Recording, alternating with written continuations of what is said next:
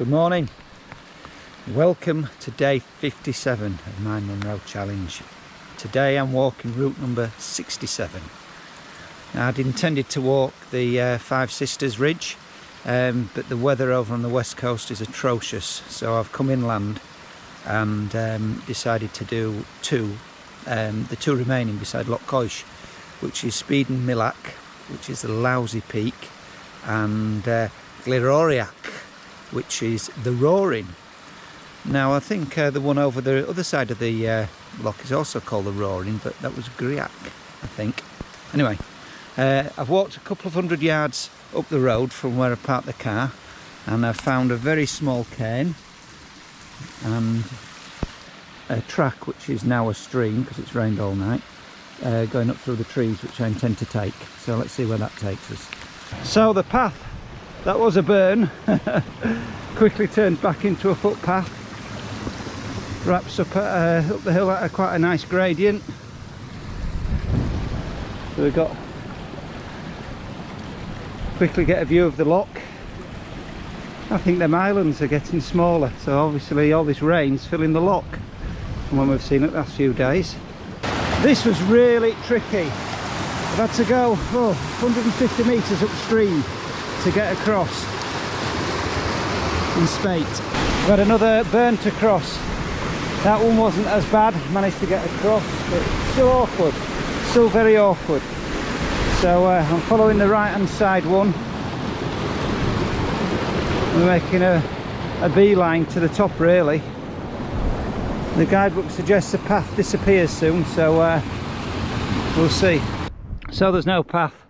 I'm just fighting my way through the heather, making a beeline to the top, which is up there in the clouds. Oh joy, hard going. This has been so steep, it's absolutely relentless, and it's just less than gradient off, and now you've got all this boulder to get through. Very difficult, very difficult hill. I can't tell you how pleased I am to see the top of this one. That was horrendous, really difficult. Spidean Mialach. Oh, conditions are horrific.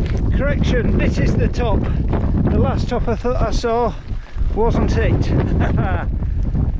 I'm dropping down to the col. There's snow, there's wind, there's rain, it's bitterly cold. Oh, lovely day in Scotland. I'm at the bottom of the col and the clouds just come in, but it looks to be another very steep climb ahead. So you can see the path zigzagging up the side. Very steep, but there's definitely a path, which is a bonus.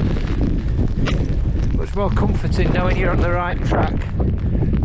So I'm at the next false top, if you like, Gleouraich, which isn't a Munros. I've still got to head off this way to catch the proper top. I'm not going to get how bad these conditions are, but it's absolutely horrendous. Awful conditions. Here we are at the top. Gleouraich. I'm struggling to stand up. So we've dropped down that hillside there, just skirting round just underneath this hill here. I've picked up this path, which is a very good path. I'm going to drop down to the road beside the loch. I have to say it's a very good footpath off this last Munros. Very good. It reminds me of an alpine pass or a Pyrenees mountain climb I used to do on my road bike. Now it's zigzagging up. Not sure if you can see that, but there's some Highland cattle blocking the road just as I've got back to the car park. Looks a bit curious as well.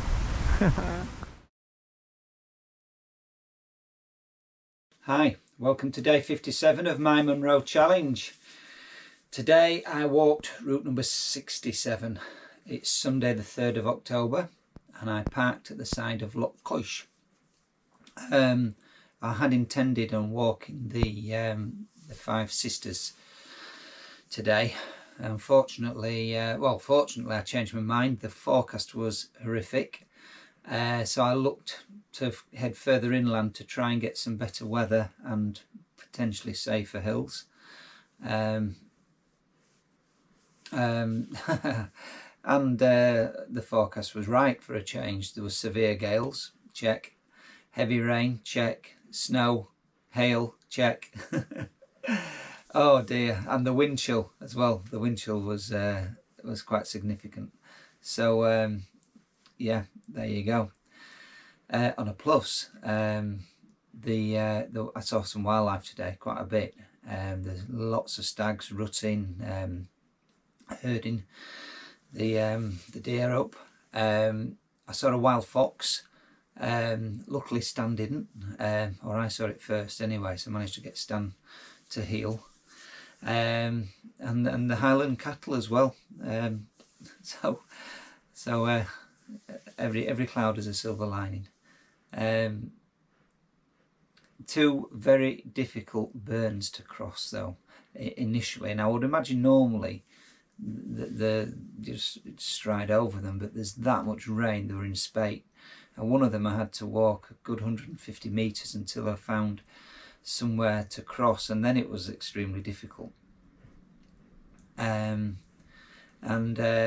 there was so much rain, when it was forecast to be boggy anyway, and it was extremely boggy.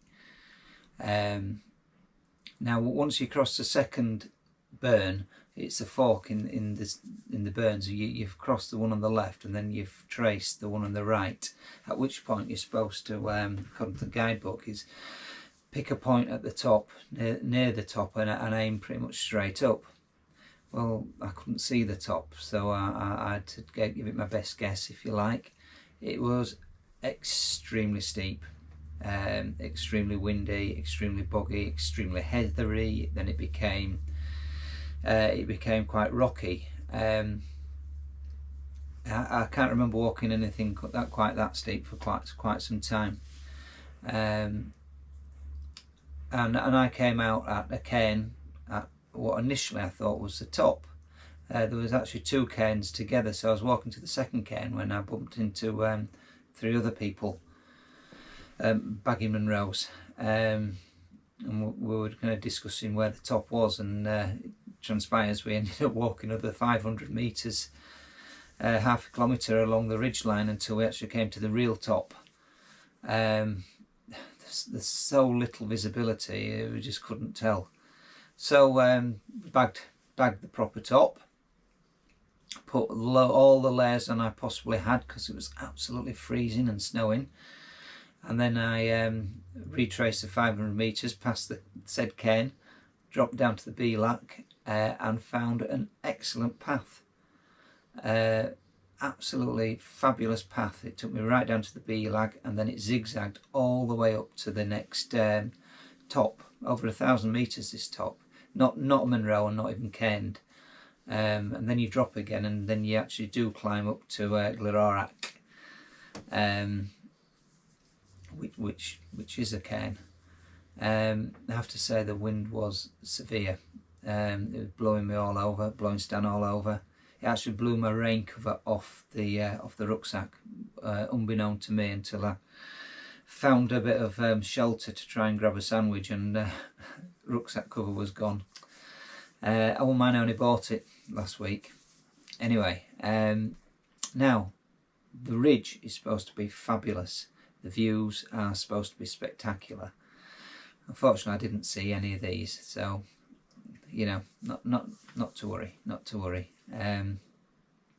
It's quite a short walk, but I didn't really have time to hang around. I really wanted to get off with the weather being so inclement, so it was like 11.5 miles, but it took me 6.5 hours, and there was 3,633 feet of climbing.